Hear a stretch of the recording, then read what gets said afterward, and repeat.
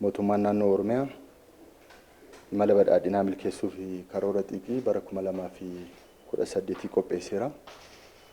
Karoora kanaanis dhimmoota tarsiimaa irratti xiyyeeffachuun diinagdee naannichaa bayyanachiisuuf kan hojjetamu ta'a. Haaluma kanaan kilaastara misoomaa baadiyyaatiin qonna arfaasaa bara 2017-2018 lafa hektaara miiliyoona 1.7 oomisha akaakuu garaagaraan uwwisuuf karoorfame kan jiru yoo ta'u, kanarraas callaan kuntaalli miiliyoona 41 kan eegamu ta'a. Qonna gannaa bara oomishaa 2017-2018 lafa hektaara miiliyoona 11.8 oomisha akaakuu garaagaraan uwwisuuf karoorfame kan hojjetamaa jiru yoo ta'e, kanaanis callaan kuntaalli miiliyoonni 300 fi miiliyoonni 68 kan eegamu ta'a jechaadha. Misooma qamadii bonaa waqtii bonaa wal qabatee bara 2018 lafa hektaara miiliyoona 4 qotuuf kan karoorfame yoo ta'u, kanarraas callaan miiliyoonni 100 fi miiliyoonni 63.6 kan eegamu ta'a jechuudha. Ijaarsa misooma jallisii wal qabatee mootummaan naannoo Oromiyaa tarkaanfii haaraa qonna hirkattummaa roobaa jalaa baasuudhaaf piroojektota jallisii finnaa gammoojjiiwwan Oromiyaa hunda keessatti babal'isee hojjechaa jira.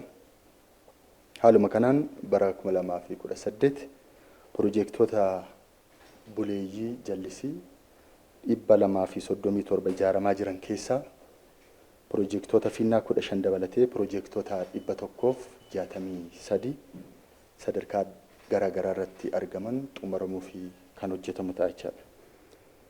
Qonna naannoo keenyaa ammayyeessuu akkasumas galteewwan teknooloojiidhaan deeggaruudhaanis wal qabatee bara 2018 paampii bishaan jallisii 23,650 dhiyeessuudhaafis karoorfamee jira jechaadha.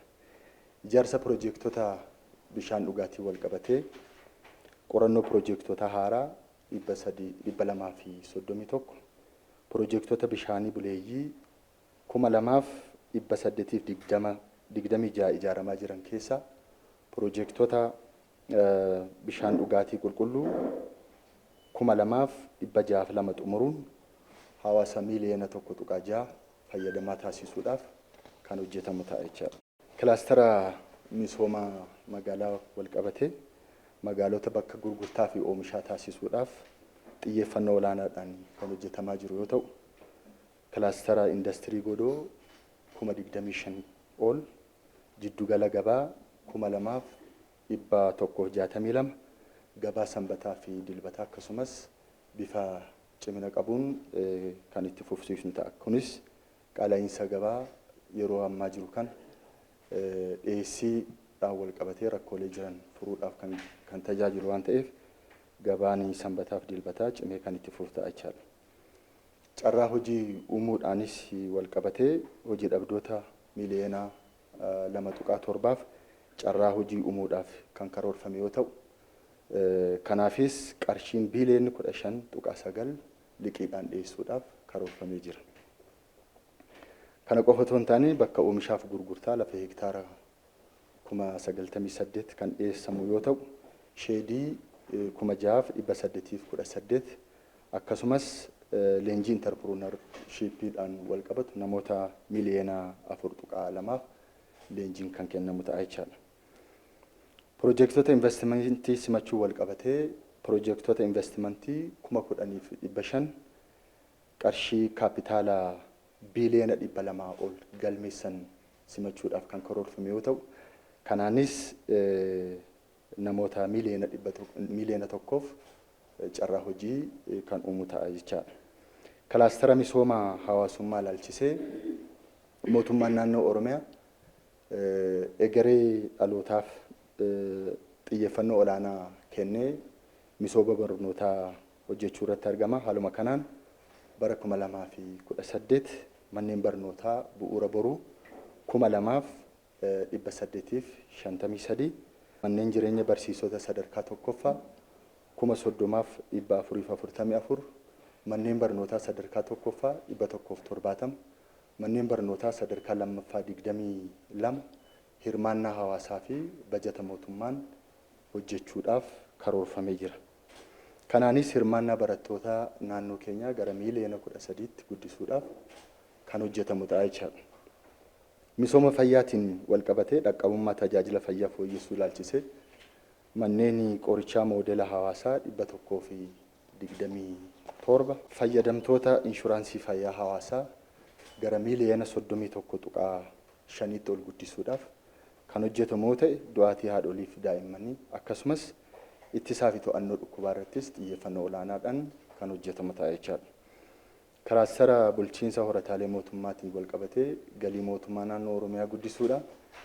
Bara 2000 fi bara bajataa 2018 galii idilee qarshii biiliyoona 200 fi miiliyoona 900 ol galii mana qopheessaa qarshii biiliyoona 58.1 galii keessoo qarshii biiliyoona 28.4 waliigala galii naannoo keenya biiliyoona 200 fi biiliyoona 83.4 sassaabuudhaaf karoorfamee jira.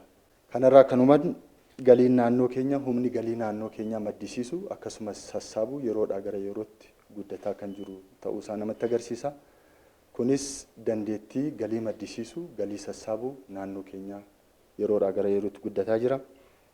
Kana qofa otoo hin ta'in uwwisni bajata naannoo keenyaas galiin naannoo keenyarraa sassaabamu uwwisa bajata naannoo keenya keessaa dhibbeentaa gara 72tti ol guddatee kan jiru ta'uu isaati. Humnoota waloo ilaalchisee mootummaan naannoo Oromiyaa duudhaa ganamaatti deebi'uudhaaf inisheetiiviiwwan garaagaraa kan aadaa fi duudhaa Oromoo wajjin wal qabatan bocee jira. Sana keessaa rakkoo hawaasummaa boroo waloof buusaa gonofaa karaa jedhuun humna rakkoo uumamaa fi namtolchee dandamannaa naannoo keenyaa wal qabatee karaa duudhaa uummata keenyaa agarsiisuun buusaa gonofaa hojii keessa galchee bu'aawwan gurguddaas argamaa jira.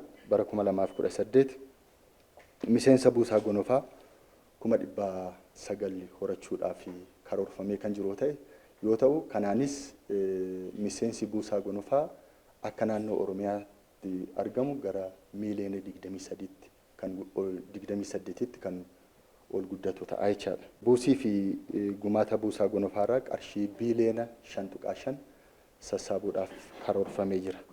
Kunis humna qolannaa rakkoo uumamaa fi namtolchee wal qabatee naannoo keenya keessatti uumamuu danda'an qolachuuf kan nu dandeessisu waan ta'eef yaala kanaan karoorfamee kan jiru ta'uu isaati.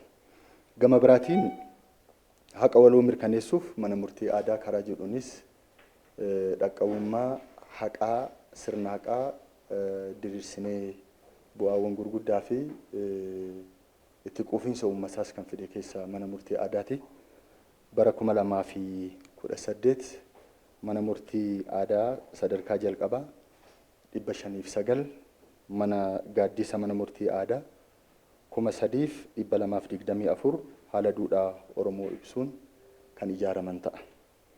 Mana murtii aadaa sadarkaa jalqabaatiin dhimmoonni 400,000 fi 80,000 ta'an ni ilaalamu jedhameet kan karoorfame yoo ta'u mana murtii ol dabarfamnaa irratti dhimmoonni 21,000 ta'an kan ilaalaman ta'a jechaadha.